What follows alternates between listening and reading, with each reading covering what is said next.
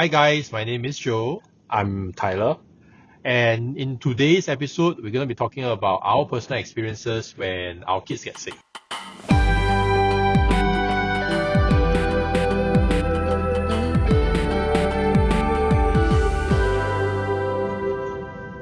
So, I have a question. Yes. How many times do you think is too much? And how many times of, what I mean is, how many times of visiting the toilet is too much for an adult? When will you start panicking when you've been visiting the toilet? How many times? Like, how many times? That's a very weird question. Obviously, I'm leading to somewhere, but hopefully it makes sense after that.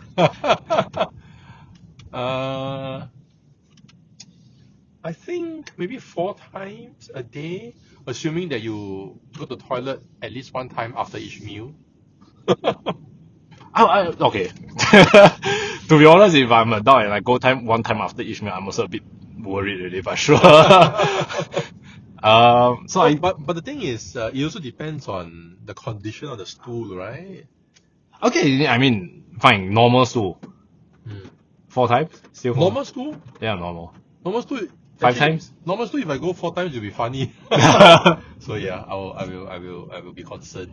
Okay, so I think the question why I had it was because I think recently my kid had we still don't even know what it is, to be honest.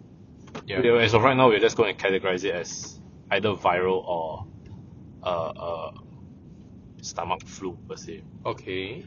So she was sick. And she went to the toilet at a peak times of 12. We were counting of 12 times. 12 times a day? 12 times a day. Well, that's crazy. 12 times a day. I don't even do 12 times a day. Nobody does 12 times a day. Yeah, exactly. That is purely solids. I say like poop. Okay. Not. Obviously, it's diarrhea, so it's not going to be solid. Okay. Right? It went to a point where it started with this may be a bit too much information, but poop usually smells because it stays in your body for quite some time, and whatever it is. It went to a point where the poop wasn't smelling anything at all. It doesn't smell, and that was our concern as well. It caused some trouble for us because she doesn't, and it's because it's liquid. Okay. There's no strain on her face, and there's no smell. So you don't know whether she has poop? We do not know. The only signal that we have of it is she stops moving for a good 5 seconds. Okay, I know that. Yeah. Right? And then after that, she gets moving again. And that's dangerous because it's all liquid, right? Yeah. So it's just all flowing about. Yes. And so, it's 12 times. It went to a point where me and my wife were like, we were leaving the water heater on. Yeah. Throughout the whole day because obviously cold water is too cold. Okay. So it was so painful. So was there anything else? Like fever? Yeah. So it all started with fever. Okay. Right? And it was we are suspecting that it's due to a mosquito bite. Okay. So we got her back from school because the school said that she is running a bit of a temperature. Yeah. Then we gave her Panadol, and then the mosquito bite or whatever that bite was didn't go down. It swelled the next day even bigger. Okay. Fever was still there, so we gave Panadol again. But fever went away, bite was still there and swelling. So the doctor was saying that maybe you can try antibiotics, which was a first for us because at her age she's around 18 months. Okay. We haven't exposed her, and so we wanted to be there. It also happened to be Hari Raya. Okay. So she was at home, so we'll try. Thankfully, it helped with the bite. Swelling went down, the redness went down. Then came the waterworks. Oh dear. Okay. 12 times. The first day or Thursday was 2 or 3 times a day. That was fine. We were thinking it'll go away. Right? Then it exploded to 12 times. Then the next day was around 11, 12 times. It went to a point where I had to cancel my holiday trip. Oh my god. Well, that's bad. Yeah, so fortunately we got recovered most of the thing. We lost some, but it's not that bad. So, okay, but your girl is okay now? Ah, yes, that's why I'm here. That's why we're doing this now. Okay. But I can imagine the agony she has to go through because, I mean, even as an adult, when we 12 start times, to right? frequent the toilet so much, it gets very uncomfortable and then it hurts. I think for her it doesn't hurt so much. To be honest, Okay. I don't think it's the pain. Okay. Because hers is full liquid. Okay, okay. So I don't think I'm not sure. Once again, she doesn't really speak much, Okay. Yeah, I mean, yeah. right? But I don't think it's too much of the pain for her. I think it's more of it's very draining. Okay. I mean, you can imagine yourself visiting a toilet. So she's not so active lah. She's definitely not so active. Her appetite went down quite a bit. Yeah, okay. And then I think at the first 1 day or so, we were still okay because she was drinking water. She was, be able to keep hydrated. She still wants to eat. Yeah. So we are not so bad. We are, it's not the worst case. Then I think the second day hit and her water intake dropped drastically. Wow. And then the third day came and didn't really want to eat at all.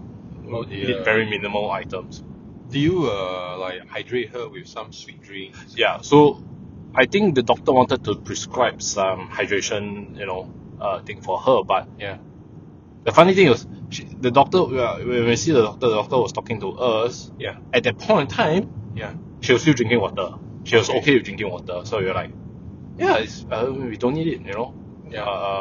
I think she's fine. Next day, decides water is not for her anymore. Okay. Fortunately, is that she drinks milk. The funny thing is that she doesn't want water. She wants milk. Okay. She's okay with milk. She doesn't want milk, but she's okay with milk. Okay. So it's still not the worst. Yeah. So when we went to see another doctor, Yeah. Doctor said that she's not dehydrated. So I think that was something that we were also concerned with, because the Yeah. amount of water. We don't understand as well. Me and my wife, we were wondering where's all this coming from, because more or less everything should be out of the system. Yeah. I think she, as of yesterday, should be the cleanest person. Everything's cleansed out of her. What detox? Yeah, detox everything. So, but then I mean, that's the important thing, right? When actually it also applies to adults. Like when kids get sick, it's important to keep them hydrated. Yes. Yeah. I think a lot for those maybe new parents to be, I think, and I'm assuming those who are already parents would really know this. They have this spot on the head, right?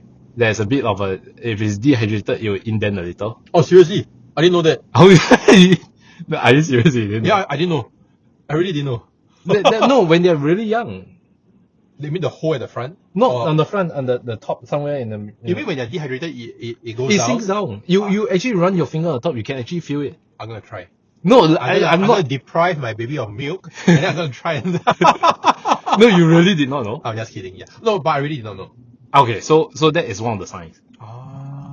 Right, especially when they are younger, when they have no hair, it's actually visible. Sorry, but it's actually visible. Is that the part where the cranium is Yes. forming to cover up the hole? Yeah. Okay. I mean, I know that that's a spot where it's soft and it's dangerous for kids to Yeah. eat and all. But I didn't know about the dehydration part. So when I went to the doctor, I saw the doctor also failing for that. Oh, really? Yeah. Oh, that's interesting. Actually, we should keep that. I mean, Keep that. nature should make it such that as we grow into adults, that part should be Ah, open. when So you we are know adults. whether we are dehydrated. But I think adults have the same, a different method. They'll just give you a headache when you're dehydrated. Yeah. But different people has. Different people have a different reaction. But I think it's just nature's way of telling you. Yeah. A grown adult, you should be able to take care of yourself. If you don't know how to take care, here's some pain. Maybe. Okay, so back to your kid. Okay, so she has diarrhea, which sounds very serious. Yeah. And then the things you could do was to hydrate her. Mainly is to hydrate. So is to hydrate. Okay. yeah, mainly is to hydrate. So I think the biggest concern with kids is hydration especially when you're sick, Yeah. right? So they don't want their appetite goes down. I think in the past when she was even younger, Yeah. when she really didn't want to take milk, then Yeah. we had to force feed. But that's very difficult. That's very difficult, right? So we have to force it. I think it went to the point where I think there was this one period of time she was just decided not to drink. That time she was on liquid diet, which is just purely milk. Okay. and then she just didn't want to drink the milk. So we had to force feed. Okay. Okay. With syringe and whatnot. If not, dehydration is Yeah. definitely not good for kids. Yeah. Yeah. But for this case, because we were assuming that the diarrhea might be caused by the antibiotics, we stopped it. I think by the second dose we stopped. But you're supposed to complete the. We also will complete the cycle, right? Yeah. But I mean, I think maybe second or third dose, I can't remember honestly. But we definitely did not complete the cycle. Okay. Because when we went back to the doctor and we told the doctor that, hey, it's diarrhea, it's 12 times a day. Yeah. The doctor was like, okay, maybe I should stop. Yeah, exactly. And I mean, the antibiotics have more or less done its job, which is help with the swelling and on the food. So I think we just stopped there. I don't want my kid to be too clean in a sense with the diarrhea. Yeah. Fully detox. So okay. that was what? Oh, we had another drug. Not drug. I don't even want to call it a drug or supplement. I don't know what it's called. This thing called hydroside. Okay. So I think it's the kids' version. I'm going to call it the kids' version of a charcoal pill. Pill. Okay. So it's supposed to help with stopping diarrhea. I see. So that one is different from ours because it's not a pill. Obviously, you don't give a pill to kids. Yeah. So for kids, you have a powder to dissolve in water, and then you. Okay. Yeah. Which I want to ask you. Yeah. Because you have two, right? Yeah. How do you feed your kids? Medication or syringe. Syringe. You put because I usually use syringe. Right. I tried before putting into the milk. But I prefer syringe. But then the babies will struggle a lot lah. Why do you prefer? I mean, you tried milk. I have not tried milk, but I'm curious as to whether milk works or water in general. I haven't started feeding my baby water, so it's just milk. Right. But then I drip it in. I guess it works, but I don't know. I only tried it a few times, and my common practice is just straight it, right? Take the medicine and feed her. So I think my wife and I, this time round, we decided to, because it's powdered. Yeah. We decided to put it in her drinking water. Okay. Right. I think that's the concern or the issue. I would say more of an issue. What happens if your kid doesn't finish the water? Yeah. Then is that considered a dose? That could be why you didn't stop it. Yeah, maybe. Yeah, actually you're right. now it's coming back. Right. Yeah, exactly. Same thoughts. Yeah. So does that consider a dose? Yes. And how do you consider a dose? Because there is a whole bunch of question marks, right? Correct. So we decided to go back to syringe. We had a side effect. What I would think was, what I'm going to conclude as that it was a side effect was because we put it in her usual drinking water bottle. She didn't want to drink water that day. Oh dear. Okay. I think it's because she thought, why is the water tasting so funny today? So then she doesn't want to drink it anymore. Okay. So that was a very big mistake on our end. I see. But I've always thought just give it into the, because like you said, they always fight us when they're kids, right? Because obviously nobody wants to take a medication or whatever it is. Yeah.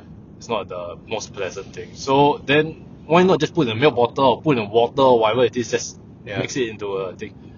Then the question comes as to whether they will finish the whole thing. Yeah, exactly. And then you have the concentrator, they left that 2 or 3 ml at the bottom of the bottle. Yeah. Is the medication all concentrated there? Yes, correct. So you also use syringe lah? Yeah, I also use syringe. Okay, so the syringe thing, because my kid falls sick quite regularly, and syringe is supposed to be disposable, one-time use, right? Yeah.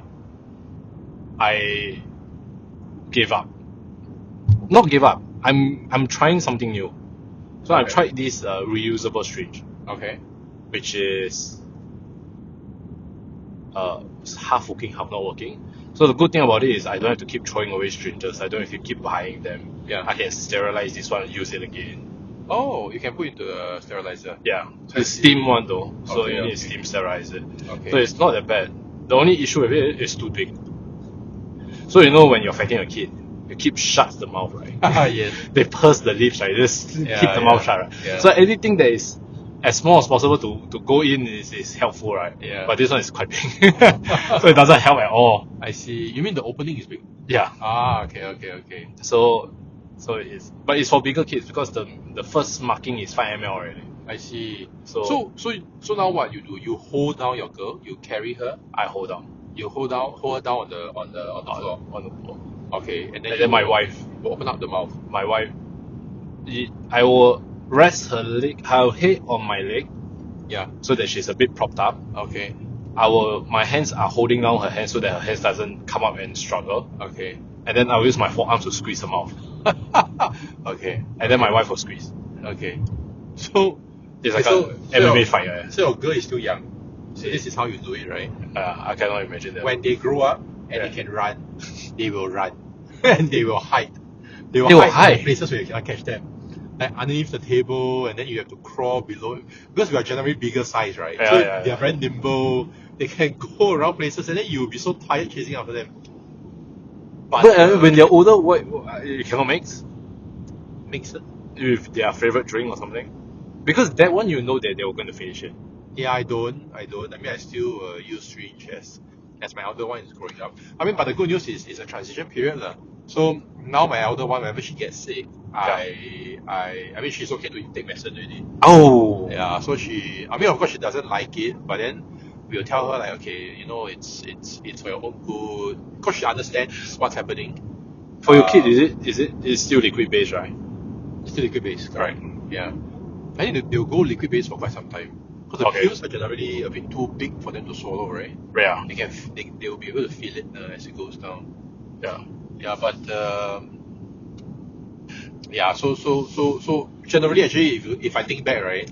Yeah. It's still quite easy to because we are a lot stronger than the babies, right? Yeah. It's still quite easy to feed them medicine now, because you can still pin them down. But I mean, like when the same age as your older daughter, then it's not that bad, right? Technically, you can sort of talk to them and yeah. So it gets better eventually. But there's a transition phase where they start running and they start hiding from you, and then that's a bit more challenging to feed. But generally it's okay. I still manage to feed the medicine every time. So it's just a matter of thinking of some ways to get them down. Yeah. I think one thing about kids being sick, I think that maybe a lot of people don't. And actually, your text reminded me of this, to be honest. A lot of people that don't remember this is the parents themselves should take care of themselves. Yes, definitely.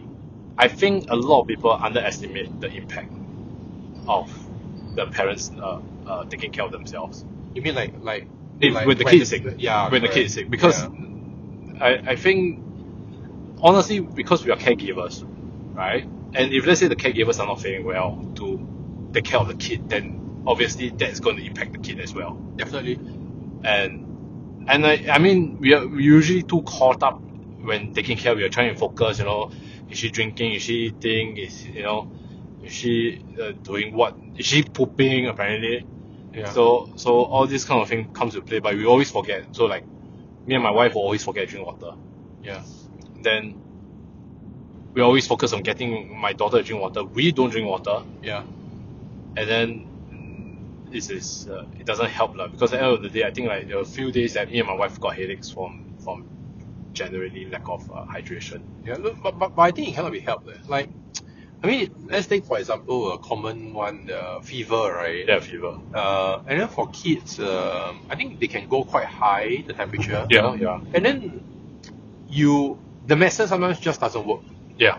I mean, you can give them ibuprofen, you give them paracetamol, but it just takes some time for the effect to kick in, or sometimes it doesn't even kick in at all. Then what happens is we will be sponging. I don't know about you, but I sponge my girl down. Yeah. And if it's at night, there's no choice. We can't sleep. Yeah, true. Right? I mean, if let's say it's a father-mother, we can take turns. Yeah. But it's still very tiring because, when your other half is awake, you probably will be awake also.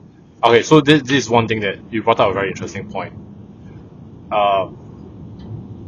So what's your strategy for the night? What's yours? Because I understand it seems that yours is two will get up at the same time Yeah. at night to handle. Yeah. Me and my wife don't. Okay. Me and my wife is tag team. So So that means if let's say she takes the night, which usually she does because it's night, because my daughter needs her to sleep. Yeah. I will rest. Yeah. I will take care of the morning. Yeah. Okay. So my wife, when she wakes up in the morning and you know, like once my kid is sort of more or less up and running per se, then she will rest. Okay. Then I will take care of the day, morning time or whatever it is. I think that's our strategy. Yeah. The only concern, the only issue now, actually recently, is when my kid is sick. My kid is very sticky to my wife. Okay. So then she still wants my wife. Okay. Any time of the day. So my wife has to suffer lah. But I'll try and like distract her and bring her away, you know, indulge a little, like watching TV and whatnot. Yeah. But I mean, so your strategy is to both get up? Generally, both of us gets up until one is like super tired, and the other one will help out to take over. I mean, when two people are doing, some things are easier. Like for example, if let's say in the midst of changing diaper, you suddenly need some extra things you need to take, then the other one can help, things like that lah. But yeah, but we don't necessarily like say like, oh, tag team this night, I do the night duty, you do the day duty. We play by ear lah. Like if let's say one person is really very tired, then so it's a lot of that. But that's for my first kid, right? So my second kid, things are a bit different because we have two kids now. Mm-hmm. So when one gets up, the other one may get up. Oh, is it? May. So definitely one parent is not. Or rather, both have to be awake. Yeah. Okay. Yeah. So I mean, the important thing here is, or rather the point that I'm trying to address is, I think it's inevitable that we get tired, we lose focus of taking care of ourselves. Yeah, it's inevitable, but I think it's a good reminder time to time. So like I said, I would have forgotten it if you didn't if it wasn't for your text. Yeah. So I would have, I was already down that path already until when I was texting you. Then that's something that we should do as well. Which actually you brought up something that I'm curious to know. So if I understand it correctly, your first kid is technically a COVID baby. Yes. Right, because it was the time where COVID happened. Yes. In fact, that's the first time she got sick. Oh, serious? Yes. Oh no, COVID was the first time. Is it? She got sick. Yes. Okay, that's quite sad. But because she lived through the circuit breaker, ma. Then how did she get COVID? She got it in the later part of COVID. So she wasn't the first batch. We are the Delta strain. Hers was. She also heard Delta. Hers was Delta. But not the very first batch lah. Right. I understand. Yeah. Right. It's still the time where if let's say you get COVID, you need to be locked in your house for 10 days, kind of thing. Okay. The quarantine thing. But I don't have to go to hospital or not say hospital. I don't have to go to a hotel to stay to be quarantined. The isolation. The isolation ward. I don't have to do that. Yeah. So I think what I wanted to understand was, is there a difference? So your first kid was sort of because so what I'm bringing this up is I noticed there's a trend now that a lot of younger parents or like people like me like that now, the number of them that actually keep their kid at home till they're 18 months before sending them to school. Yeah. I send my kid to school at 4 months. Right? So I'm just wondering whether there's a difference in does it help? What does it help? How does it help? Okay. Can I interrupt you? Sure. Can I go pump petrol first? Sure. Sure. I think the car needs some feeding. Sure. Then we'll continue after I pump petrol. Just like old times. Oh really? That's the same petrol station as well. What the heck? I think I'm not as last minute as last time already, but yeah. Is it? Yeah. No, it's just as bad. What are you talking about?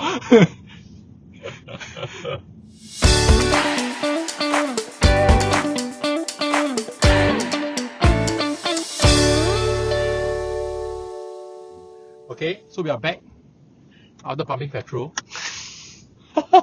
at an old petrol station. Okay, so you were asking me, is there any difference between the elder one and the younger ones, one? they are the frequency of illness.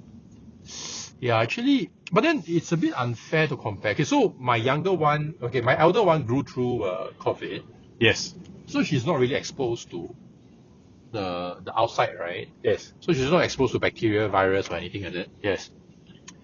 And then she only started schooling when she reaches the age of playgroup. 18 months. Yeah. Right. But my younger one, I put her through infant care, Which is 4 months. which is 3-4 months. Yeah, 3 months plus. I put her Right. in school already, so she's exposed to all these viruses very early. Right. So she actually So she falls sick. she falls sick quite often, but not as bad as like every time I have to go to see doctor. I mean, we see the doctor a few times, but most of the times we self-administer medicine. No? Yeah. So Was that Type R trying to compete with us? no. I think I can be faster than him. So I always tell my wife this. Yeah. Like fast cars, you shouldn't hear them for too long. If you hear them for too long, they are not very far. Yeah, they're not very far. They're just loud. Or they are stuck in traffic jam. Yeah. Okay. Anyway, sorry, that was sidetrack. Okay, so the other but that's the whole thing, right? The other thing I wanted to know was, are they both on the same diet? So what I mean by that is, if I'm not wrong, your first child was on breast milk.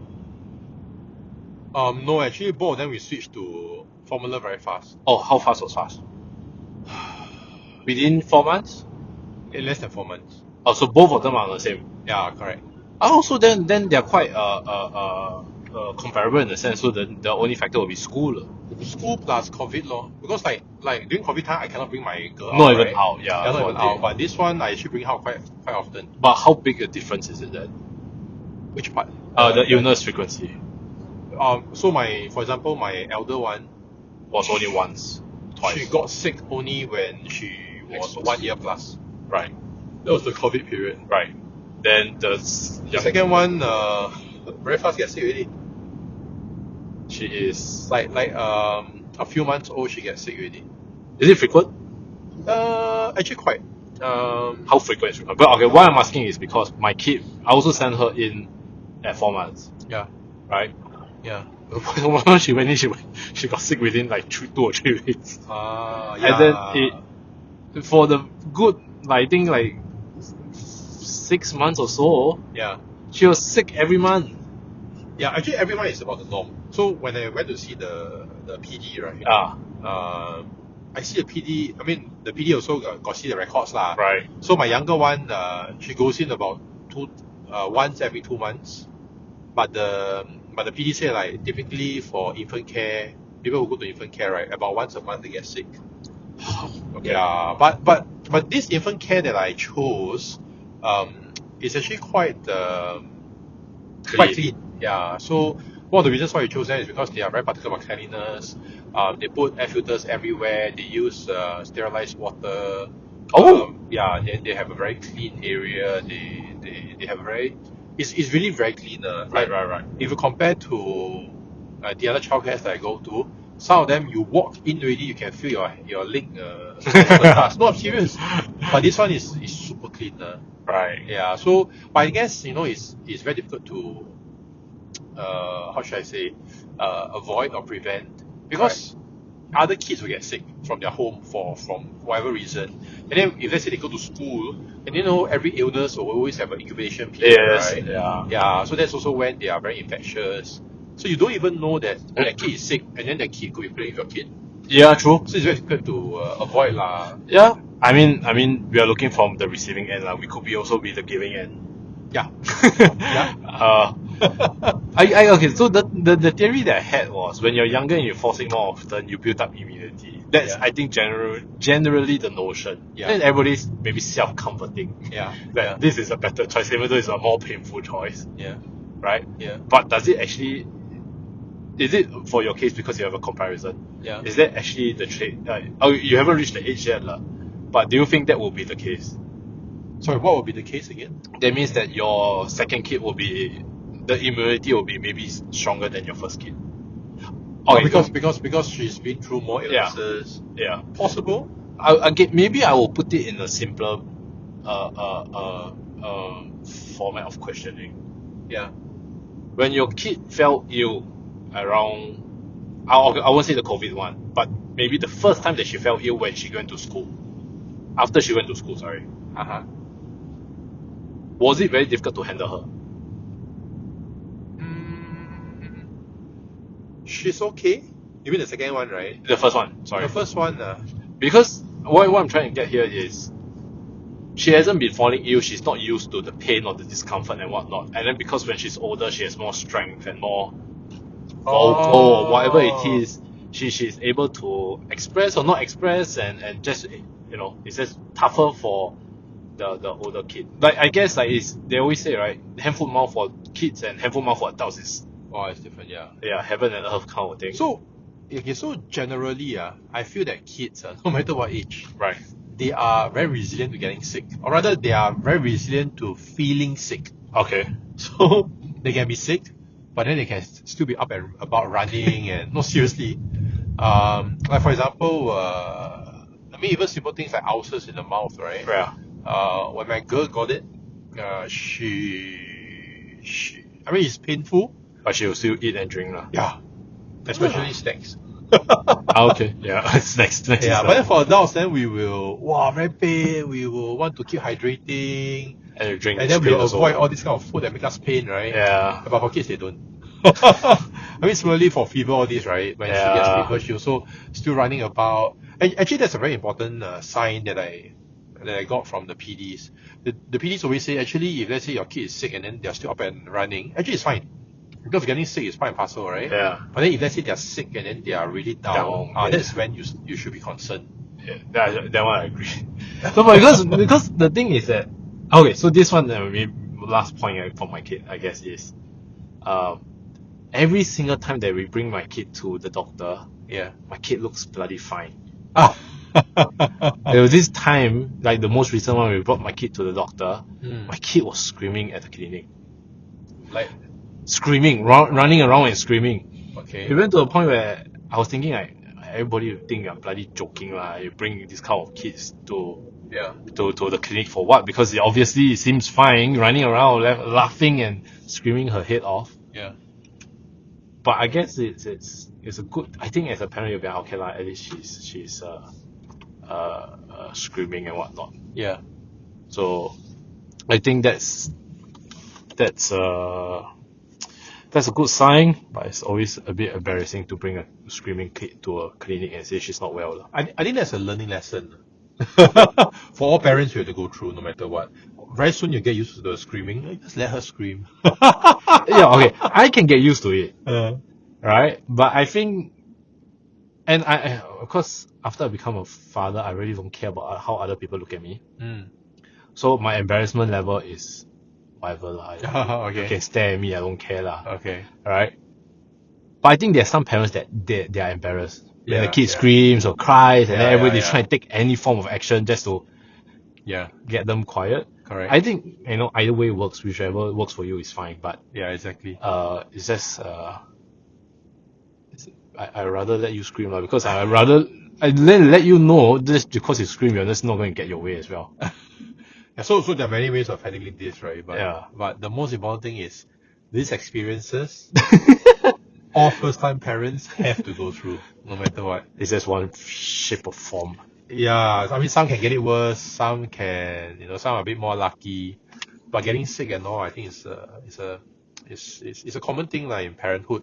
So I think most importantly is make sure that your kids are well taken care of, and then like what you said, we must also take good care of ourselves so that we don't fall ill in the midst of taking care of them or after they recover, right?